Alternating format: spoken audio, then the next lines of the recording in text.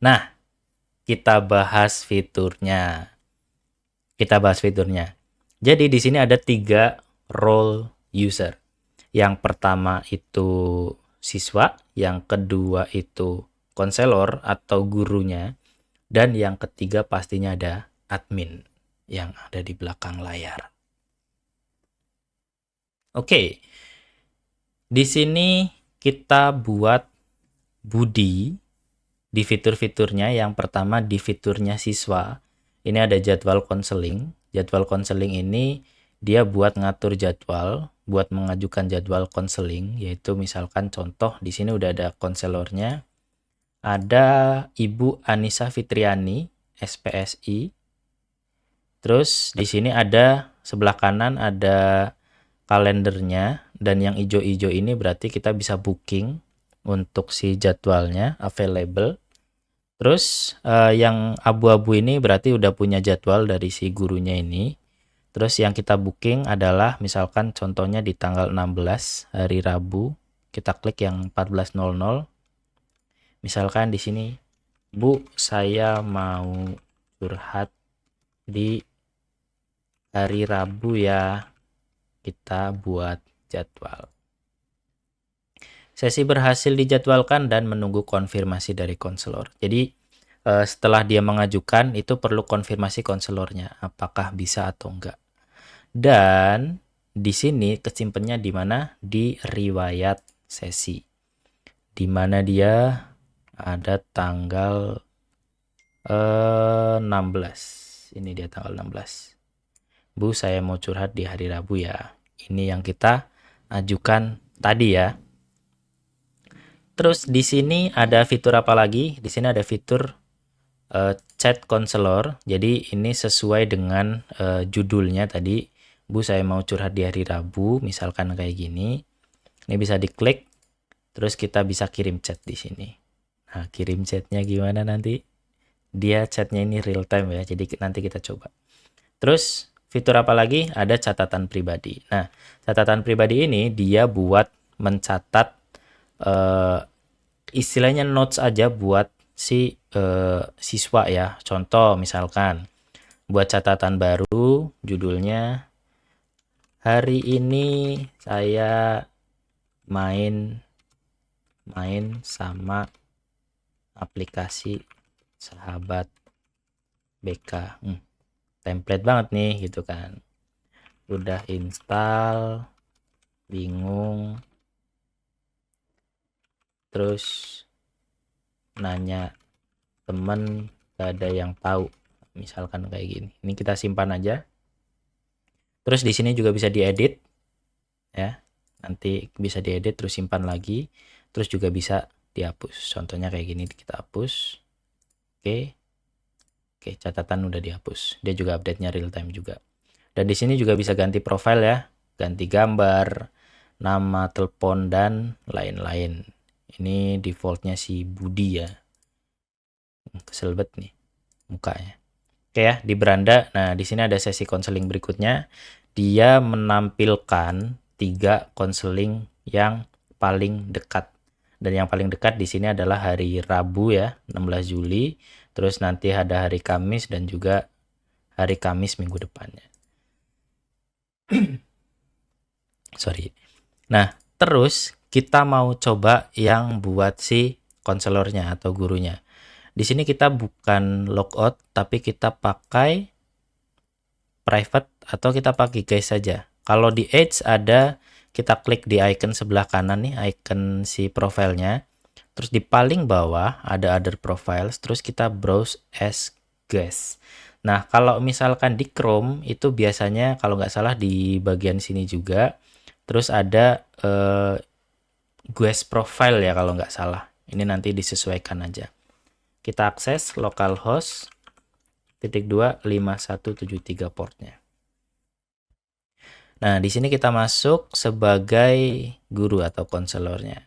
Konselornya siapa? Kita cek di phpMyAdmin. Namanya adalah Anissa. Anissa@counselor.id. Kita masukkan Anissa@counselor.id. Terus passwordnya sama password 123. Kita masuk. Nah, ada fitur apa aja di sini? Ada fitur yang pertama, ya pastinya notifikasi ya. Di sini udah ada notifikasinya.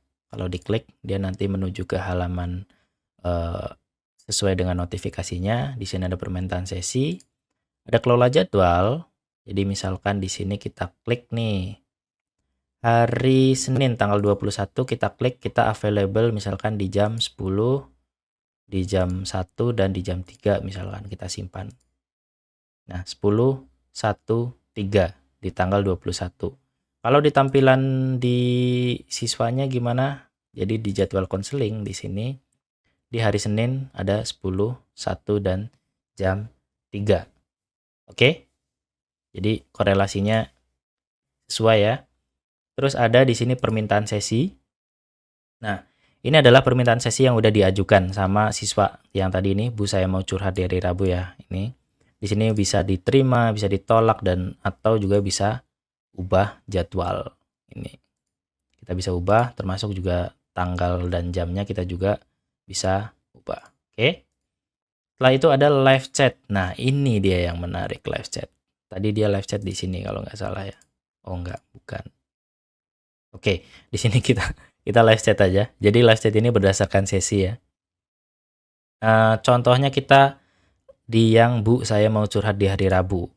Live chatnya ini kita buat biar kelihatan. Oke, kayak gini. Jadi misalkan live chat, halo Budi. Enter ya, pakai enter, bisa juga pakai kirim kayak gini. Nah, terus di notifikasinya itu nanti si Budi bakalan dapat notifikasi kayak gini. Pesan baru dari Anissa Fitriani. Oke.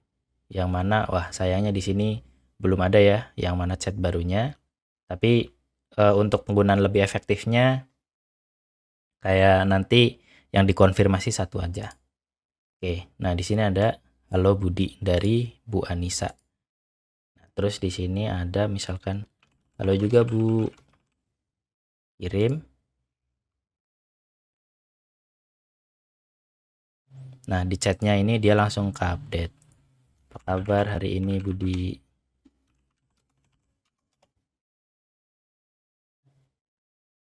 Nah, ini agak sedikit delay tapi nggak terlalu lama lah ya. Masih oke lah. Terus di sini untuk notifikasinya tandai semua sudah dibaca. Ini juga tandai semua sudah dibaca. Oke, kita lanjut ke yang gurunya. Di sini udah ada permintaan sesi. Terus misalkan mau terima sesinya, atau kita ubah jadwal dulu deh. Ubah jadwal, kita ganti ke Juli tanggal 16, kita ganti ke tanggal 17 misalkan. Terus simpan jadwal. Oke. Di sini sudah Kamis 17 Juli ya, sorry. Terus di siswanya kita maximize. Nah, dia muncul notifikasi. Nih. Ini dia munculin Bu, saya mau curhat di hari Rabu ya. Dia muncul di sini. Tandai sudah dibaca. Nah, ini dia muncul jadi hari Kamis. Oke, selanjutnya kita terima sesinya. Oke. Oke. Dia udah hilang ya dari permintaan sesi.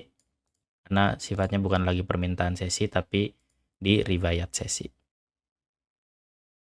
Dan juga dia ada kalau di beranda dia udah muncul yang hari Kamis yang jam 7 ini. Ini ya. Nah, di sini juga udah muncul notifikasi, ada update.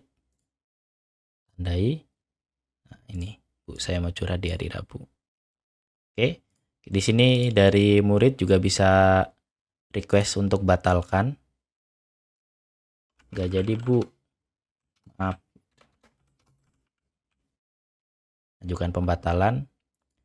Nah, perbedaannya di sini kalau misalkan si siswa yang mengajukan pembatalan itu perlu konfirmasi dari konselornya. Di sini ada meminta pembatalan sesi. Oke, kita tandai dulu. Nah, terus di sini permintaan pembatalan dari siswa, permintaan sesinya setujui pembatalan. Oke. Oke. Itu dia. Itu fitur-fiturnya.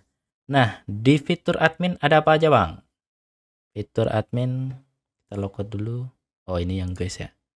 Kita logout dulu dari si Budi Santoso ini. Tandai dulu. Nah, ini ya, kalau udah dibatalkan. Kita logout, kita masuk sebagai admin @sahabatbk.id. Passwordnya seperti biasa.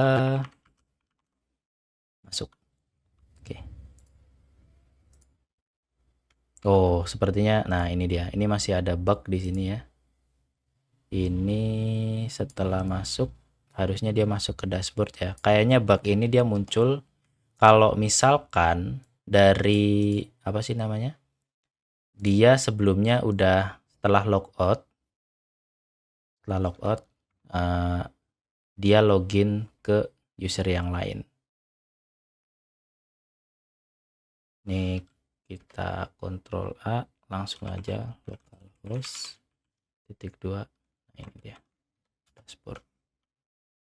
Nah, di sini admin sahabat BK di sini masuk ke beranda manajemen pengguna. Di sini udah ada usernya, termasuk di sini udah ada tambah user, dia siswa atau konselor, aktif konseling atau enggak. Jadi nanti yang muncul ini yang cuma aktif konseling ya. Terus nih bisa ngedit juga segala macam. Takutnya kan nanti ada foto-foto yang tidak senonoh ya, atau tidak sesuai dengan yang kita harapkan foto-fotonya. Ini kita bisa ganti. Oke, seperti itu aplikasi sahabat BK kita.